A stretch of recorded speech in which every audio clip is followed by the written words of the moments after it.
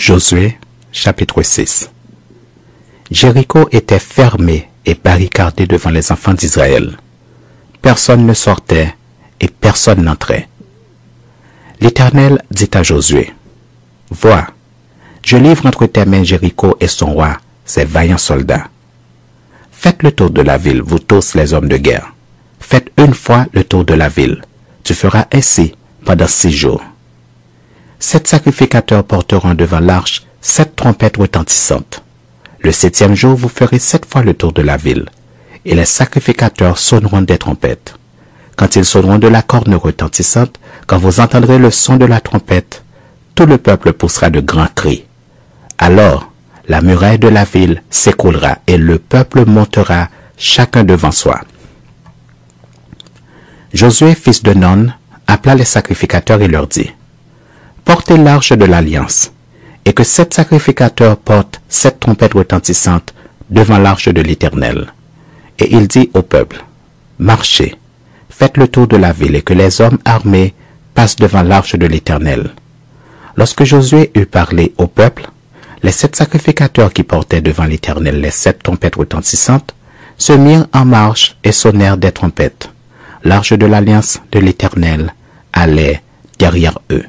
Les hommes armés marchaient devant les sacrificateurs qui sonnaient des trompettes et l'arrière-garde suivait l'arche. Pendant la marche, on sonnait des trompettes. Josué avait donné cet ordre au peuple. « Vous ne crierez point, vous ne ferez point entendre votre voix, et il ne sortira pas un mot de votre bouche jusqu'au jour où je vous dirai « poussez des cris ». Alors, vous pousserez des cris. L'arche de l'Éternel fit le tour de la ville. Elle fit une fois le tour. Puis, on rentra dans le camp et l'on y passa la nuit. Josué se leva de bon matin, et les sacrificateurs portèrent l'arche de l'Éternel.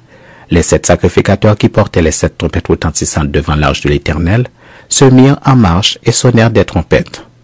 Les hommes armés marchaient devant eux, et l'arrière-garde suivait l'arche de l'Éternel. Pendant la marche, on sonnait des trompettes. Ils firent une fois le tour de la ville le second jour, puis ils retournèrent dans le camp et firent de même pendant 6 jours. Le 7e jour, ils se levèrent de bon matin dès l'aurore, et ils firent de la même manière 7 fois le tour de la ville. Ce fut le seul jour où ils firent 7 fois le tour de la ville.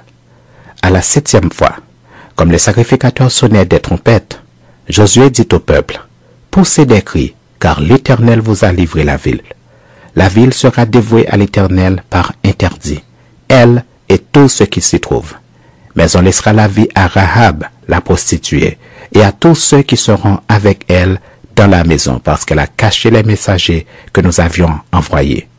Gardez-vous seulement de ce qui sera dévoué par interdit, car si vous preniez de ce que vous aurez dévoué par interdit, vous mettriez le camp d'Israël en interdit et vous y jetteriez le trouble.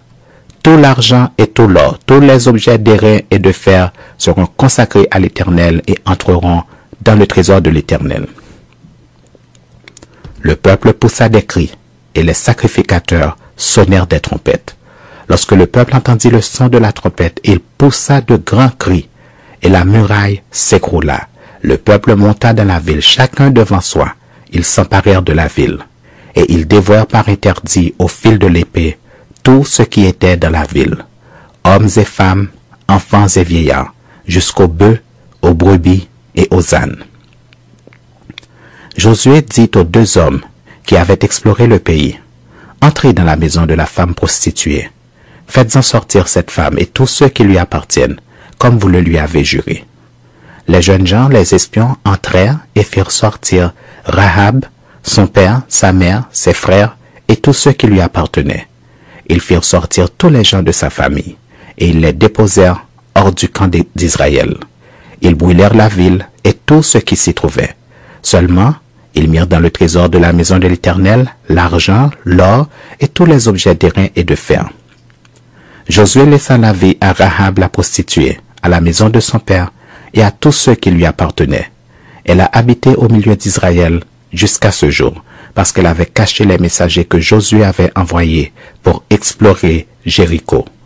Ce fut alors que Josué jura en disant, « Maudit soit devant l'Éternel l'homme qui se lèvera pour rebâtir cette ville de Jéricho. Il en jettera les fondements au prix de son premier-né, et il en posera les portes au prix de son plus jeune fils. L'Éternel fut avec Josué, dont la renommée se répandit dans tout le pays.